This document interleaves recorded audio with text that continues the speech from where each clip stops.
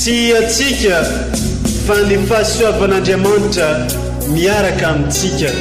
Isika fa ny fahasoavan'Andriamanitra miaraka amintsika noho izoantsika sandrivaky sy asantsika miaraka aminy. Ny fianakaviana no taniketsa ipoiran'ny vocation. Déploie ton cœur et viens nous sauver. Délivre-nous de tout. Fa sisika tokoa fa ny fahasoavan'Andriamanitra miaraka amintsika. Sisika fa ny fahasoavan'Andriamanitra miaraka amintsika noho izoantsika sandrivaky sy asantsika miaraka aminy. Fa olo raika atokotran'isika ao aminy, fianakaviana iray ao aminy, tsy misy hevitrevitra. Ny olo no mampizara indraindray fa Andriamanitra i Jesoa lay mpiandrony tsara ran'olotra ny aina, olo raika. Ary ao amin'ny fiangonana, ao amin'ny eglizy dia sambatra antsika mahasafa an'izay.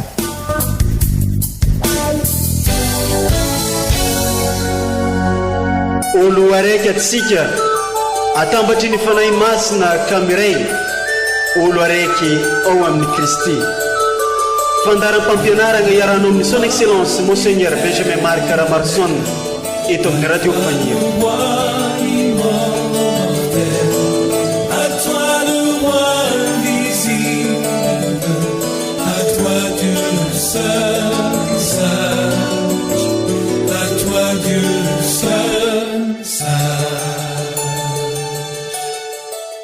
Any aminao ry Tompo no nandratako ny fanahiko, ianao ry Andriamanitra no ifefeko. Tsy ho azon-kenatra aho, tsy ho resiny ny fahavaloko, izay rehetra mitady anao tsy ho azon-kenatra. Faly miarahabantsika jiaby izay faly manaraka izao fandaharana izao. Misaotra an'Andriamanitra tsika, satria nahatapitry igny taona liturjika taona D izay nifarana tamin'ny Alahady faha 430 zegny hoe Alahadin'ny Kristy Mpanjaka, izay Alahady nankalazantsika jiaby ihany koa ny fagnakataonana ny taonjobilin'ny famindrampon'Andriamanitra. Aza revon'ny ambany maso fa oka ho avy fijery. Izay ny loha hevitra zay niary ry Kristianina havana nondeha hodinihintsika amin'ny alalan'ny reto vakiteny telo izay naroso ny fiangonana ho antsika niany amin'ity Alahady voalohany amin'ny avant ity. Vakiteny masina voalohany, bokiny izay ampaminagny. Anangonan'ny fireneny rehetra ny Tompo, iadana izy ireo ao amin'ny fanjakan'Andriamanitra. Ny teny hitan'Izaia zanaky Amosa momba any Joda sy Jerusalema. Izao no tonga any amin'ny andro farany. Ny tendrombohitry ny tranon'ny Tompo hatao eo an-tampon'ny tendrombohitra sy asandratra ho eo ambonin'ny avona. Ary ny firenena rehetra irohitra ho any aminy, ary firenena maro no ho avy ilaza hoe, andeha isika hiakatra any an-tendrombohitry ny Tompo, any an-tranon'ny Andriamanitry Jakoba, hampianatra antsika ny lalany izy, ary izotra amin'ny lalany isika. Fa avy any Siona no ivoahan'ny lalana, ary avy any Jerusalema no ivoahan'ny tenin'ny Tompo. Humpanelanelana amin'ny vahoaka izy, ary humpitsara ny firenena maro. Ny saba no tefeny ho lela fangadinomby, ary ny lefony ho antsy fijinjana. Ny firenena tsy isa nangantsabatra amely ny firenena hafa, ary tsy hianatra ady intsony ny olona. Avia ry taranaky Jakoba, ka oka andeha amin'ny fahazavan'ny Tompo isika. Izany ary ny tenin'ny Tompo, isaorana ne Andriamanitra.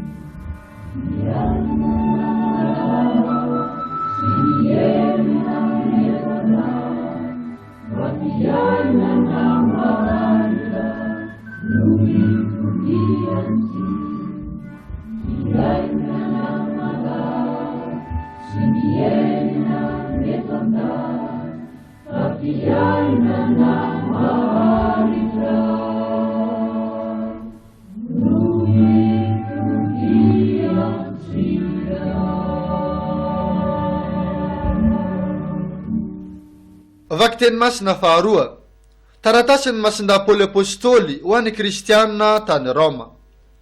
Akaiky ny famonjenantsika.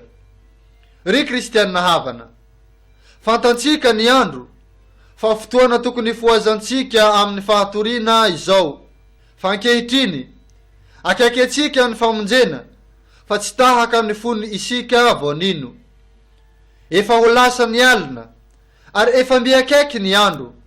Ka ario ny asan'ny mezina, aoka isika hitondra tena tsara toy ny amin'ny andro, tsy amin'ny fihinanam-be loatra na fahamamoana, tsy amin'ny fijangajangana na fijejojejoana, tsy amin'ny fifandirana na fialonana, fa hitafio i Jesosy Kristy Tompo ary aza miahy ny nofo amin'ny famelomana ny filany. Izany ary ny tenin'ny Tompo, isaorana ne Andriamanitra. Alleluia, alleluia, tunga venao ritumpu avivipendena. Alleluia, alleluia, tunga venao ritumpu avivipendena. Evanjely masina nosoratan'ny masindahy Matio. Miambena ianareo ary aoka ho vonina. Tamin'izany andro zany, i Jesosy nanao tamin'ny mpianany hoe, tahaka ny tamin'ny andron'ny Noe, dia ho tahaka izany ihany koa ny fiavian'ny zanak'olona. Fa tamin'ny andron'ny alohan'ny safodrano, dia nihinana sy nisotro, ary nampakabady sy namoajazavavy ny olona, mandra-pahatonga ny andro nidiran'ny Noe tao amin'ny samby fiara, ka tsy nahalala izy ireo raha tsy efa tonga tokoa ny safodrano zay naningana azy rehetra, dia ho toy izany indrindra ny fiavian'ny zanak'olona. Amin'izany, amin'ny olona roa lahy izay ho sendra eny an-tsaha, dia ho raisina ny iray ary havela ny iray. Amin'ny vehivavy roa izay iara-manodina ny fikosoan-dafarinina, dia ho raisina ny anankiray ary havela ny iray. Koa miambena ary fa tsy fantatrareo izay tapakandro iavian'ny tomponareo. Hevero tsara fa raha fantatry ny tompontrano izay ora iavian'ny mpangalatra, dia iambina izy fa tsy avelany ho tamina ny tranony. Koa aoka ary ho vonina koa ianareo, fa ho avy amin'ny ora tsy ampoizinareo ny zanak'olona. Izany ary ny tenin'ny Tompo, derany ho anao ry Kristy.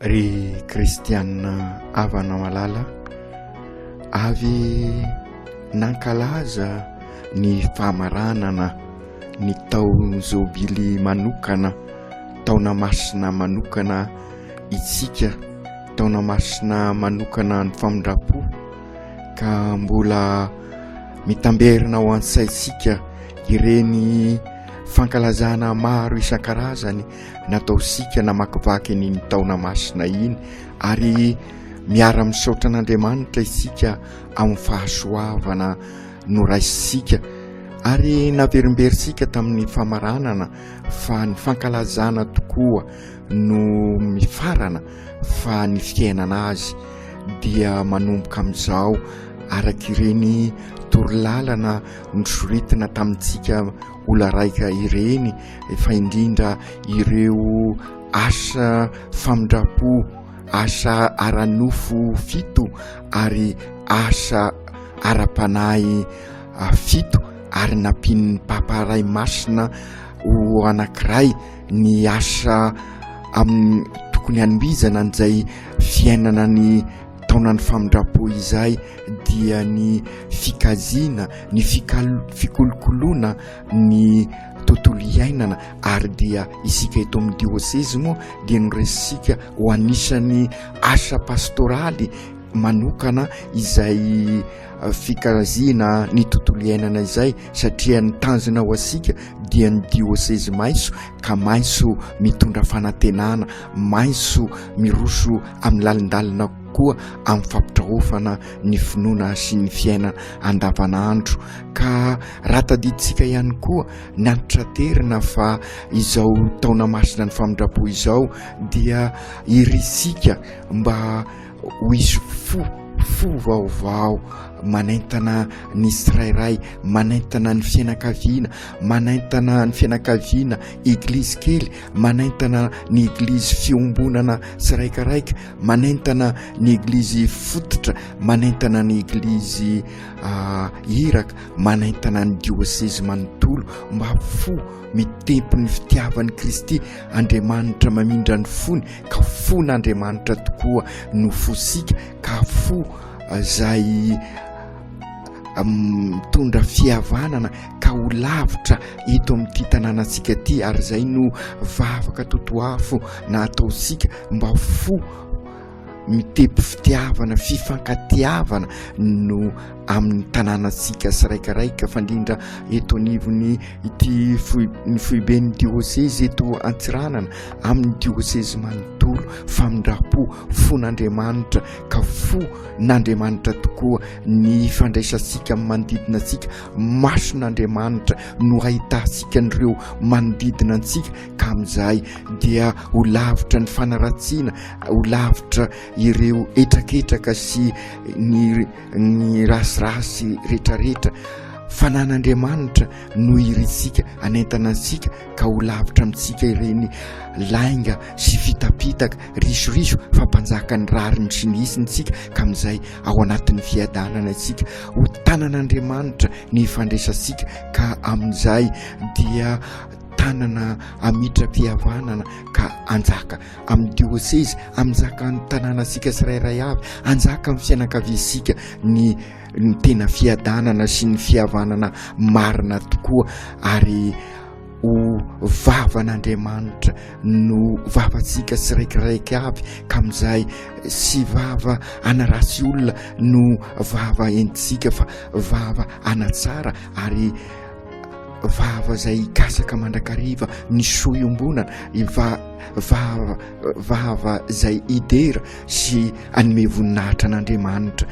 Ka amin'izao tokoa ary anomboka ny taona liturgika vaovao sika dia matetika rehefa vaovaon'ny taona dia mifampiarahaba ny mpianakavy, mifampiarahaba ny olona tsiraikaraika aby, isika olona raika zay aby, ka ankafaliana ankaravoana tokoa ary amin'izao fanomboan'ny taona liturgika alahady voalohan'ny avant ty dia ankalazay isika ity dia faly miarahaba sika nahatratran'izao taona vaovao liturgika zao, taona vaovao liturgika zay hoentintsika ary araky ny fantatra sika andaliana sika bebe kokoa ny finoansika ho taona ny finoana, ho finoana maropototra, ho ivahatra ny finoansika, ho latsapaka ao amin'ny fiainansika tokoa ny finoana, ka amin'izay ahay ampitrotra ny finoana sy ny fiainana andavanandro sika. Ary ny tenin'Andriamanitra amin'izao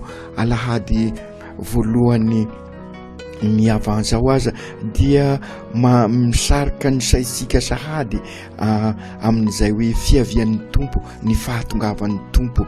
Fantatra sika tokoa ry kristianina havana ary izay raha teo mono alalintsika amin'izao fiavian'ny tompo, ny fahatongavan'ny tompo izao, fa efa tonga eto nifisika tokoa ny tompo, tonga teto izy taloha elabe, efa 2 taona lasa izay ary izy tonga nofo. Ary zay no ankalazay sika amin'izay hoe famindrapon'Andriamanitra sy izy zany fa i Kristy izy no endrik'Andriamanitra, no rainy n'Andriamanitra raha izy anambara fa sy lavitra n'Andriamanitra sika. Lay Andriamanitra Trinité dia tiany iombona ao amintsika ary dia izay no ankalazay sika amin'ny Noely. Ary averimberisika fa raha isika no mankalaza sy hoe masiaro sy hoe anniverseran'i Jesoa ny Noely fa fankalazana zany hoe sady masiaro sika no mivelona, ary io mivelona io ny tena zava-dehibe satria ny fahaserovana ilaina dia ilaina satria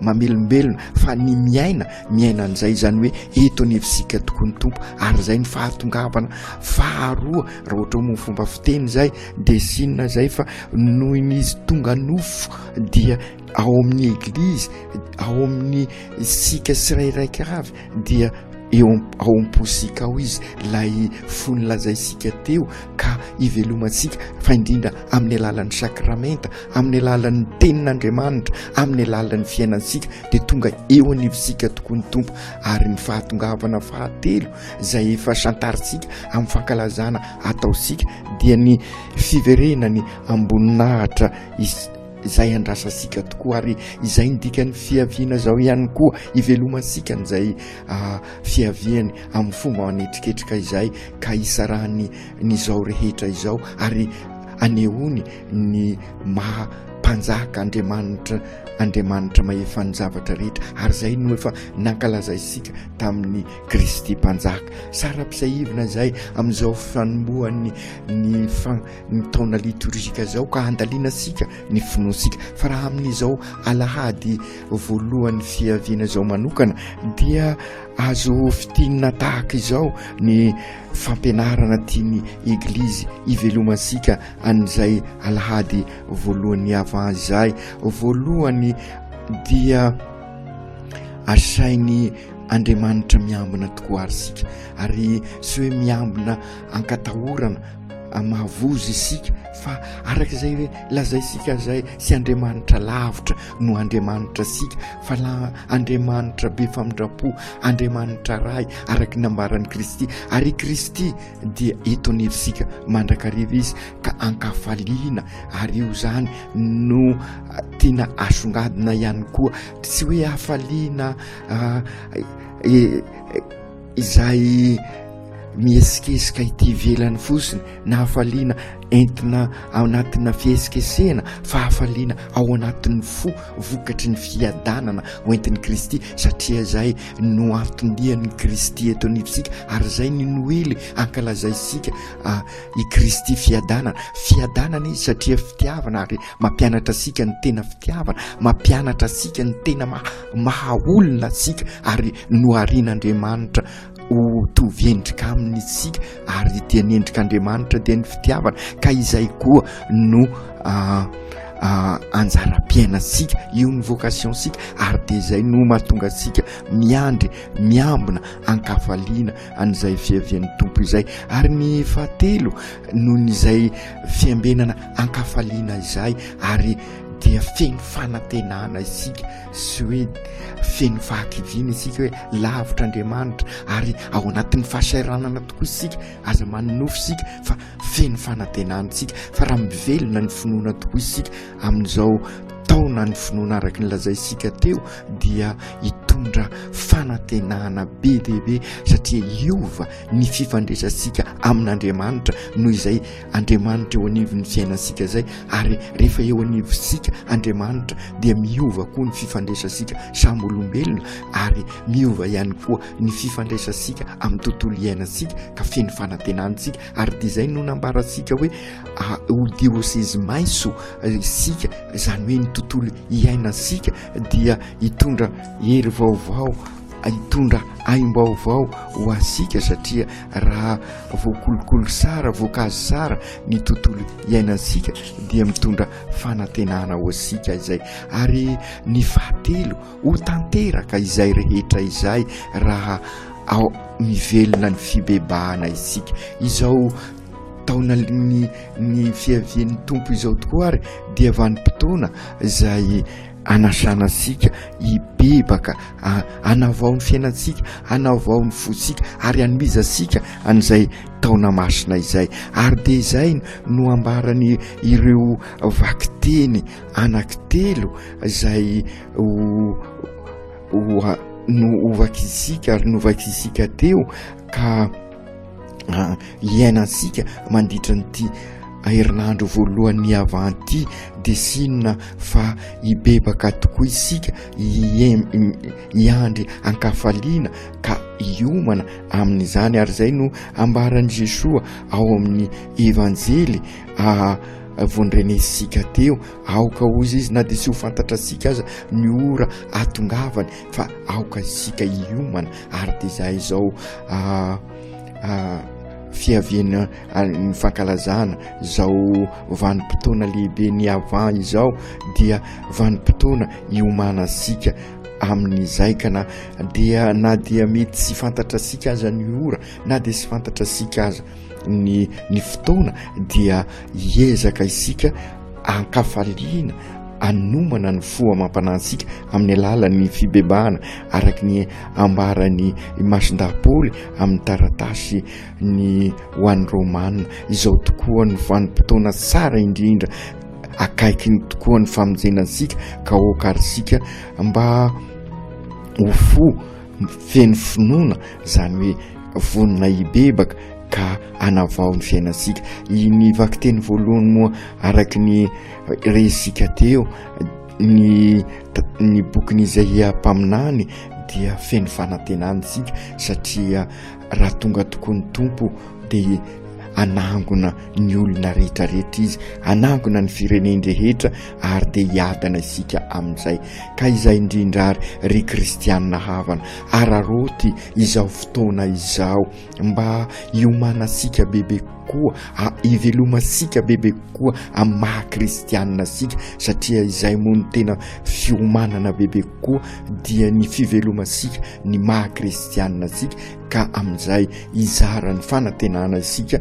Ary raha eo amin'isika ny fanantenana sy hoe fanantenana manofo zay, fa fanantenana mivahatra amin'ny fiainana andavanandro. Zay no mahatonga sika milaza matetika ary mamerimberina an'izay hoe fampitrahofana ny fiainana sy ny fiainana andavanandro. Ry Jesoa Kristy toko eo nanao tokoa dia manasanay hiomana amin'ny fiavianao, ary dia sy lavitra ianao fa eo anivonay, ary milaza ianao mba hiambina izahay ary hiambina kafaliana, hiambina feno fanantenana, ka enganie mba ny fiainanay manontolo anambara fa ianao tokoa manazava anay. Ary rehefa ianao manazava anay dia sisy zavatra ampavozo anay, sisy zavatra atahoranay, fa ho tonga ho tokoa ianao ka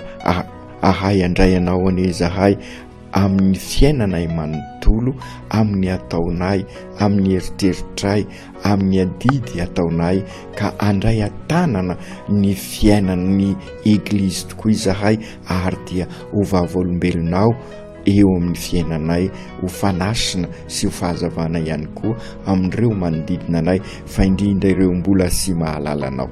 Aoka tanteraka izany amin'ny anaran'ny Ray sy ny Zanaka sy ny Fanahy Masina. Amen.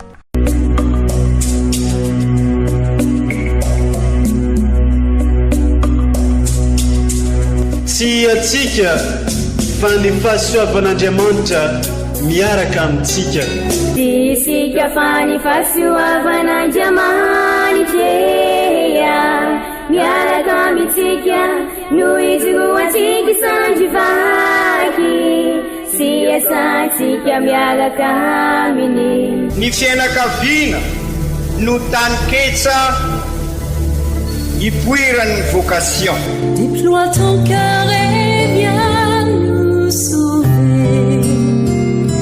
Délivre-nous de nous, délivre-nous de tout. Fa sisika tokoa fa ny fahasoavan'Andriamanitra miaraka amintsika. Sisika fa ny fahasoavan'Andriamanitra miaraka amintsika no izoatsika isandrivaky sy asantsika miaraka aminy.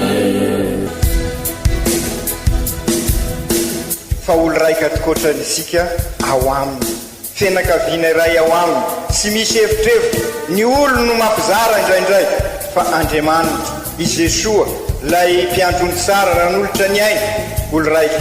Ary ao amin'ny fiangonana, ao amin'ny eglizy dia sambatra tsika mahasapa an'izay.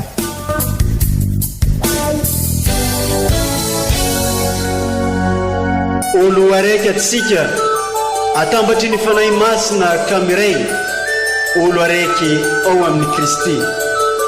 Fandaram-pampianarana iarahanao amin'ny son excellence Monseigneur Benjamin Marc Caramarson eto amin'ny radio Fania.